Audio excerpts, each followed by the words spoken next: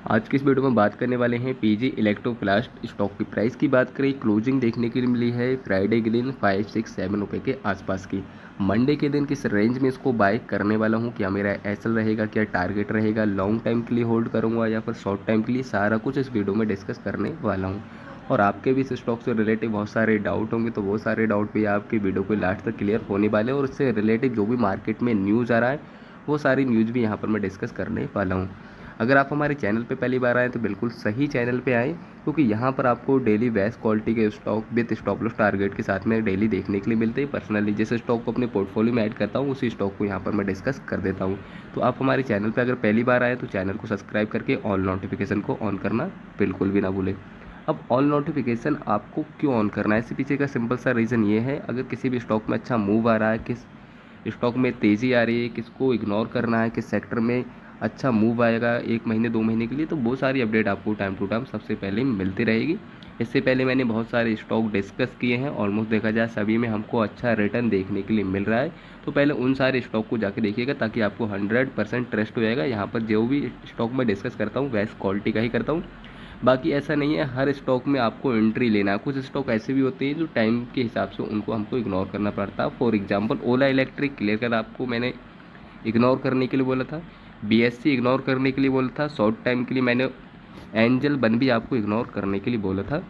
और रिसेंटली 3 दिन पहले मैंने आपको टाटा मोटर्स को भी इग्नोर करने के लिए बोला था। इसके पीछे का सिंपल सा रीज़न था, क्वार्टर वन का रिजल्ट इसका बेकार आने वाला है, इसलिए इसमें हमको फॉल देखने के लिए मिल सकता है। सारा कुछ आपको डिटेल में वहाँ पर बताया था, तो पहले आप उस वीडियो को जाके देखिएगा। अब यहाँ पर हम बात करें इस स्टॉक की, तो देखिएगा इंट्राडे में हमको यहाँ पर 23% का फॉल देखने के लिए मिला था, जबकि क्लोजिंग की बात करें तो क्लोजिंग हमको देखने के लिए मिली है 20% के आसपास की। तो देखिएगा यहाँ पर 20% के साथ में हमको क्लोजिंग देखने के लिए मिली है, तो ये हमको फॉल आते हुए देखने के लिए क्यों मिला, इसके पीछे का सिंपल सा रीज़न है। तो वो रीज़न आपको पहले बता देता हूँ। पहली चीज़ तो ये है, यहाँ पर इस स्टॉक से रिलेटिव जो भी न्यूज़ आ रही है, ठीक है, नेगेटिव आ रही है न्यूज़, अभी बाद में डिस्कस करूँगा। पहले आपको यहाँ बता देता हूँ 2 रीज़न थे इस स्टॉक में बड़ी गिरावट के। पहली चीज़ तो ये है, ये स्टॉक एफएनओ में आता है, ठीक है। तो एफएनओ में जो भी स्टॉक आते हैं तो उनमें कोई लिमिट नहीं होता है गिरने का ना ही उठने का। अगर इसमें गिरावट आएगी तो 50% भी इसमें गिरावट आ सकती है। हालांकि 23% की गिरावट आई थी सेम डे में, 3% रिकवर किया और उसके बाद में 20% के आसपास से क्लोजिंग देखे गया। तो यहाँ पर फ्राइडे के दिन 3 इसके लोअर सर्किट थे। एक सर्किट था 10% के आसपास, दूसरा सर्किट था 15 के और तीसरा हमारा था 20 के आसपास। इसने तीनों सर्किट को सेम डे में तोड़ दिया, ठीक है।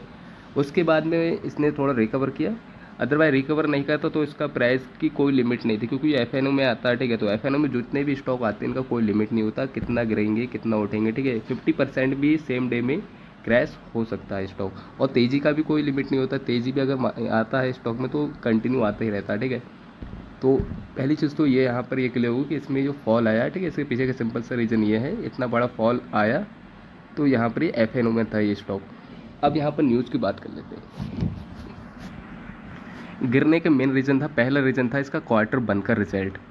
अगर हम रेवेन्यू की बात करें तो लास्ट ईयर से रेवेन्यू इसका घट के आया। टोटल प्रॉफिट की बात करें, लास्ट ईयर से भी प्रॉफिट घट के आया और लास्ट क्वार्टर से भी ऑलमोस्ट देखा जाए तो 50% का हमको यहाँ पर इसके प्राइस में गिरावट देखने के लिए मिली, जो भी अर्निंग इसकी हुई है इस साल, ठीक है, इस क्वार्टर में। तो लास्ट क्वार्टर में जो इसका रिजल्ट आया था और लास्ट ईयर जो रिजल्ट आया था ईयर से भी कंपेयर करें तो वहाँ पर भी हमको तगड़ी गिरावट देखने के लिए मिली, और लास्ट क्वार्टर से अगर हम यहाँ पर कंपेयर करेंगे तो 50% का हमको इसमें फॉल देखने के लिए मिला है। तो इतनी बड़ी गिरावट के साथ में हमको यहाँ पर क्वार्टर वन का रिजल्ट देखने के लिए मिला है। लेकिन ऐसा नहीं क्वार्टर वन का रिजल्ट आया तो उसका मतलब ये नहीं स्टॉक में इतना बड़ा फॉल आएगा। अगर क्वार्टर वन का रिजल्ट बेकार आता है, कंपनी ठीक ठाक है, तो उस कंडीशन में 4%, 5%, 6% का बहुत फॉल बहुत होता है, ठीक है। लेकिन इसमें जो फॉल आया उसके पीछे का एक रीज़न और था, वो था मैनेजमेंट की तरफ से जो न्यूज़ आ रहा है वो नेगेटिव आ रहा है। पहले इन लोगों का कहना था कि कंपनी की ग्रोथ हमको देखने के लिए मिलेगी 30 से 35% की, लेकिन यही ग्रोथ इन्होंने कट कर दिया, ठीक है। मैनेजमेंट की तरफ से जो भी ग्रोथ है, ग्रोथ रेट कम करके अब वहाँ पर क्लियर कट जो रेट आया वो आया 19 से 17 के बीच में, ठीक है। तो ये बहुत ही बेकार इसके लिए न्यूज़ आ रहा है, ठीक है। तो ये दो न्यूज़ को देखते हुए इसमें तगड़ा फॉल देखने के लिए मिला है, रेट का ग्रोथ रेट कट हुआ है, ठीक है। अब तीसरा रीज़न एक और निकल के आ रहा है, वो सभी को पता है अभी मार्केट में अभी कैसा माहौल चल रहा है, ओवरऑल मार्केट में फॉल आ रहा है। और फॉल के पीछे का रीज़न आपको पता है, ट्रम्प ट्रम्प ने टैरिफ लगा दिया है, ठीक है। तो टैरिफ से रिलेटेड कुछ न्यूज़ आ रही हैं, तो उसी की वजह से मार्केट में हमको फॉल देखने के लिए मिला है। तो ये 3-4 रीज़न थे। अब बाकी देखिएगा कंपनी ठीक ठाक है, अब हमको इसमें किस रेंज में बाई करना है।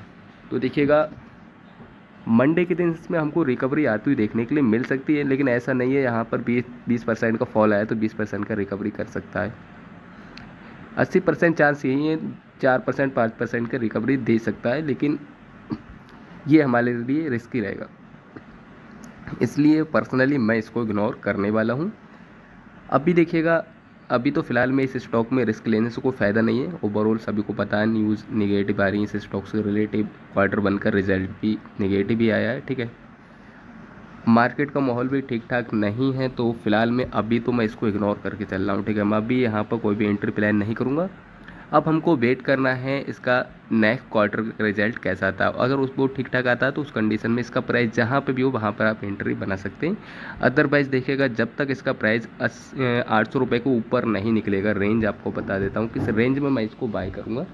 ये जो 20% का फॉल जो आया है, ठीक है, इसको रिकवर करने के बाद में मार्केट 800 के ऊपर निकलेगा, सस्टेंस करेगा, तभी हमको इसमें तेज़ी देखने के लिए मिल सकती है। तब हम मान के चल सकते हैं हाँ अब ये अगेन अच्छा मूव दे सकता है इसका प्राइस। अदरवाइज़ जब तक 800 के नीचे है कोई भी अच्छा मूव हमको देखने के लिए नहीं मिलेगा, ना ही तेज़ी देखने के लिए मिलेगी। तो इस रेंज के ऊपर जब भी इसका प्राइस निकलेगा तब मैं यहाँ पर एंट्री प्लान करूँगा। अदरवाइज़ अभी तो यहाँ पर वेट करता हूँ मैं, ठीक है। तो अभी पर्सनली मैं इसको इग्नोर कर रहा हूँ। बाकी अगर डाउन साइड में एंट्री प्लान करना है तो हम कहाँ पे डिस्काउंट के साथ में इसको बाय कर सकते हैं। तो देखिएगा क्लियर कट मेरा जो रेंज निकल के आ रहा है 500 से 490 है, ठीक है। रेंज आपको मैं ड्रॉ कर देता हूँ, ये जो हमारा रेंज आ रहा है निकल के, ठीक है। तो इस रेंज में अगर इसका प्राइस आएगा तो मैं इस रेंज में इसको बाय करूँगा, 500 से 490 के रेंज में। अब यहाँ पर मेरा स्टॉप लॉस क्या रहेगा, तो पर्सनली देखिएगा मैं यहाँ पर अगर इस रेंज में इसको यहाँ पर बाय करूँगा तो मैं यहाँ पर स्टॉप लॉस को फॉलो नहीं करूँगा, क्योंकि यहाँ पर मैं इसको लॉन्ग टाइम के लिए होल्ड करूँगा, क्योंकि बहुत ही ज़्यादा डिस्काउंट के साइड में हमको यहाँ पर ये बाय करने का एक मौका मिलेगा। तो यहाँ पर मैं स्टॉप लॉस तो फॉलो करने वाला नहीं हूँ, लॉन्ग टाइम के लिए होल्ड करूँगा। सो मैं यहाँ पर एवरेज करके चलूँगा। एवरेज पॉइंट आपको क्लियर कट बता देता हूँ। एवरेज पॉइंट हमारा निकल के आ रहा है यहाँ पर 400 से 380 का रेंज, ठीक है। तो इस रेंज में मैं इसको एवरेज करके चलने वाला हूँ, लॉन्ग टाइम के लिए इसको होल्ड करूँगा। बाकी जब तक इसका प्राइस 500 से ऊपर है तब तक मैं इसको इग्नोर करूँगा। जैसे ही 500 से 490 के रेंज में आएगा मैं इसको बाय करूँगा। अदरवाइज़ 800 को ऊपर निकलेगा तब हम इसको बाय करेंगे। बाकी इसके गिरने का जो रीज़न था वो रीज़न सारा कुछ मैंने आपको यहाँ पर बता दिया है। वीडियो अच्छा लगे तो वीडियो को लाइक करना है, चैनल पे पहली बार आए चैनल को सब्सक्राइब करके ऑल नोटिफिकेशन को ऑन करना बिल्कुल भी ना भूलें। बाकी यहाँ पर आपको डेली 2 से 3 stock with stop loss target के साथ में बेस्ट क्वालिटी के देखने के लिए मिलते हैं, कंटिन्यू देखने के लिए मिलते रहेंगे। बाकी आपको बाय और सेल करने की सलाह बिल्कुल भी नहीं दे रहा हूँ। ये वीडियो केवल एजुकेशन पर्पज़ के लिए बनाई गई थी। बाकी इससे रिलेटिव जो भी मार्केट में न्यूज़ आई थी वो न्यूज़ सारा मैंने यहाँ पर डिस्कस कर दिया है। बाकी अपने रिस्क पे आपको यहाँ पर इन्वेस्ट करना है।